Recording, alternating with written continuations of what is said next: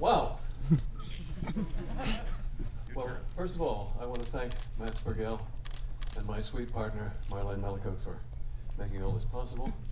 And we only have half an hour, so there's very little I can say in that time. I have time for one demo only. I'm always recruiting. The deal is always the same. Handshakes with programmers. I do not look for venture capital because then you're working for them. The point is to do it right. And that's been my motto all this time. Now, if you're interested in the history, we've had several crashes, and because my team did not deliver, instead, the World Wide Web 8-hour lunch after we've been on it 20 years.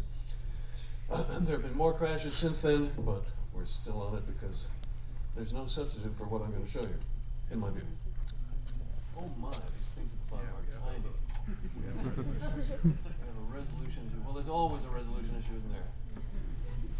Okay. So, all right, yeah. We have a few books for sale. We don't make much money on this, but we're trying to propagandize the world. This is my autobiography, which tells the exciting and peculiar story. And over here someplace, if I can only see it, yes, here's a book on computer history called Geeks Bearing Gifts.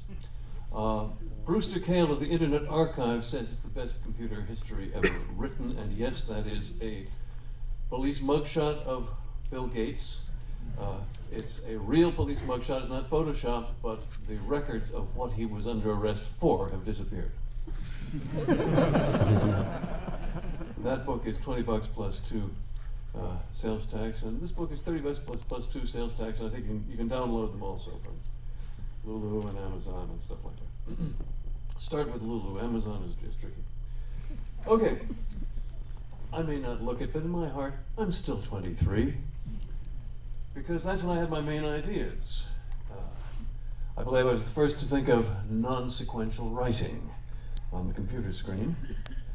And I coined the words hypertext and hypermedia in the 60s. And I'm pretty sure I was the first person to think of worldwide publishing by the public. Back in 1960, you see, there were all these big books being written at MIT on networks of the future, where they talked about how engineers would, and maybe perhaps executives would type in complex queries to database systems. But the notion of actual full-text publishing on a worldwide network was unthinkable, except, as far as I know, to me. Because, very simply, I'd seen pictures of SAGE and NORAD and air traffic control, and they were using screens with light pens, and the price was coming down. Moore had not yet formulated Moore's law, but it had been presented to us in some other form, so the price was coming down. It was clear to me that all paper work was going to go to the computer screen, and nobody I met could understand a word I said. I said, well, just imagine a screen you can interact with and get a completely leaden look back. Now, why would I have thought of that? Because I was a media guy. Looking further down here, there's one illustration I'll trouble you with. Yes. So here's something I did when I was a sophomore in college. If I can find it.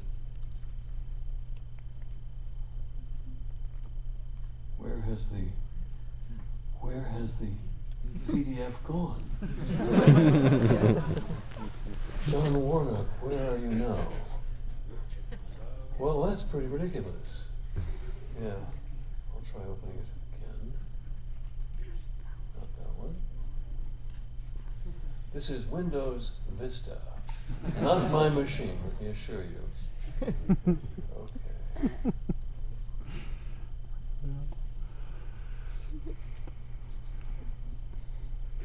Okay, there's some contents.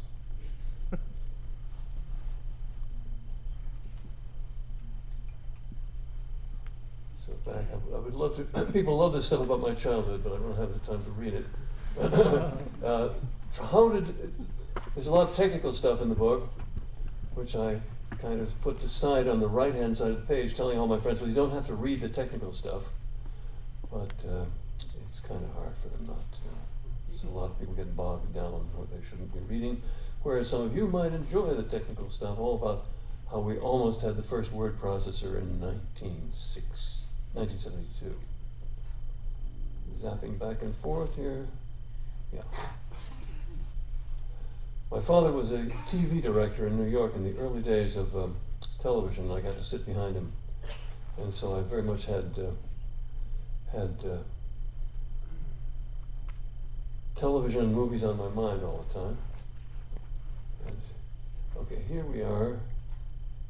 Sorry. It was so easy in our setup before. There we are. Okay. In college, I went to the meetings of the literary magazine, and they said it was going to cost $800 to publish this literary magazine for the college. I thought, that's insane. I went to a printer and did my own little magazine, a very little magazine, and it was printed on both sides of 8.5 by 11 with a new process called photo offset. And by the third issue, it was kite-shaped here, and I showed the printer a mock-up, my friend Ned Powell. I showed him a mock-up of how it was going to be, and he nodded, and then we printed it in blue and purple and black, and he was astounded to see what I'm showing you. So I had done it by myself and didn't realize it. So this was a great turning point in my life where I created this magazine that was kite-shaped and you had to rotate it and turn the pages. So it was media experiments like this that gave me a sense of how plastic everything is. You don't have to go by the way things are done. You can invent new ways. So then in graduate school I took a computer course. And I said, wait a minute, they've been lying. They said it was a mathematics machine. They said it was an engineering machine. It does everything. Now, von Neumann was famous for this insight, but I think at that time I didn't know it. And the whole point was, I could see there'd be a personal computing industry, a personal computing software industry. All this is written in the book. All of that was in 1960. So in the late 60s, the personal computer industry consisted of me, my friends Calvin Moores and Claude Kagan, and I think that was it, because nobody else could imagine it. I thought that IBM was suppressing the personal computer until in 1976, I was asked to consult to two different firms that were advising IBM, and it turned out IBM didn't have a clue.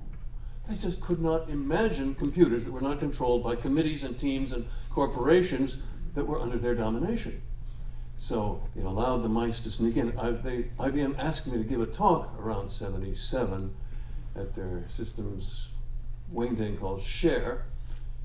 And so the title I submitted was, Dinosaurs Unite, the Mice Are Coming. And I got a letter back saying there'd been a mistake, I had not been invited, and no, the person who had contacted me could not be reached. So they stonewalled it all. So that was the world then. And the question I asked was, how can we improve on paper? As a writer, the thoughts are always trying to escape out of the page. Parentheses are trying to escape from the sentence they're in. A footnote is trying to escape from the paragraph it's in and go somewhere else. Theodore Sturgeon, science fiction writer some of you may know, wrote, I remember saying that characters would always do things he didn't want them to. And then sometimes he'd break them off and put them in other stories to do what they wanted to do. So writing is this squirming bag of cats that are trying to escape. And you can't let them do it on paper. You've got to follow one sequence of exposition. But if you could represent the connections of thought in all the directions they want to go, that is, in all the directions your mind thinks they want to go, you could have a visualizable complex of writing that would go in the different directions and connections that you want. Now, we are not talking about HTML. My team failed to deliver, and the result was that the World Wide Web took our niche. This was in, if you read Tim Berners-Lee's book, Weaving the Web, I think it's on page 5 that he has a very polite summary of my work, which misunderstands completely. Let me make it very clear that I like Tim Berners-Lee as a person, and we deeply share humanistic values. That said, he doesn't understand what I'm trying to do, and I'm not interested in what he's trying to do. I've spent 15 years trying to compromise with the World Wide Web. No more. So let's jump immediately to what I'm talking about. If it's still open. No.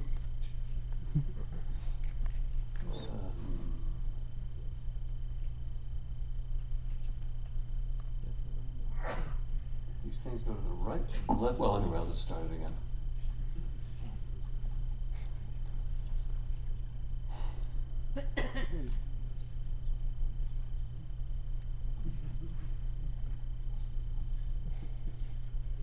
So this is another prototype of the Xanadu system done in 2006 in England by a very, very clever guy, and unfortunately he figured he'd been paid enough and he wasn't going to do any more, and we're stuck with something that's too complicated and too clever and not well documented, so we're starting over. But it's a very nice demo. Okay, here we have a hypertext of 11 pages. So this is one work.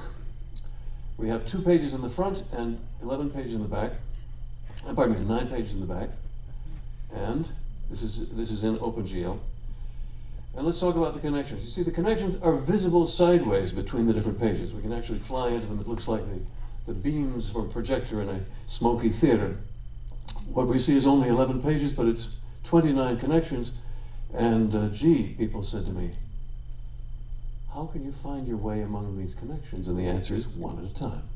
So let's go up to this. Let's go to the current connection in the current page. In the beginning, God created the heavens and the earth, and we see that on the left hand, and we also see it in the right-hand page. And there it is in its source, the King James Bible, the creation. In the beginning, God created the heaven and the earth. Let's go down to the next one. Adam and Lilith immediately began to fight. She said, I will not lie below, and that is from the alphabet of Ben Sira. So when I say that every quotation can be connected to its original source, this is what I'm talking about. Berners-Lee didn't know how to do it. So it's tricky. This is not a link. Let's make that clear. It's a transclusion. We have 2 forms of connection in the Xanadu systems, links and transclusions. This is not an explicit structure. And links are not embedded, they are overlaid. The content is kept clean for reuse. Any forms of link and overlay may be applied to the conglomerate of content. So, moving right along for time reasons, this is Xanadu Space, the abandoned prototype. The new one will be 2-dimensional and much simpler, and we're off and running on that one. I'm always, as I say, looking for programmers, but it's quite a ramp up. It takes quite a while to groom a programmer, so talking about, if any of you are interested, please see me, but it's a difficult road to hoe.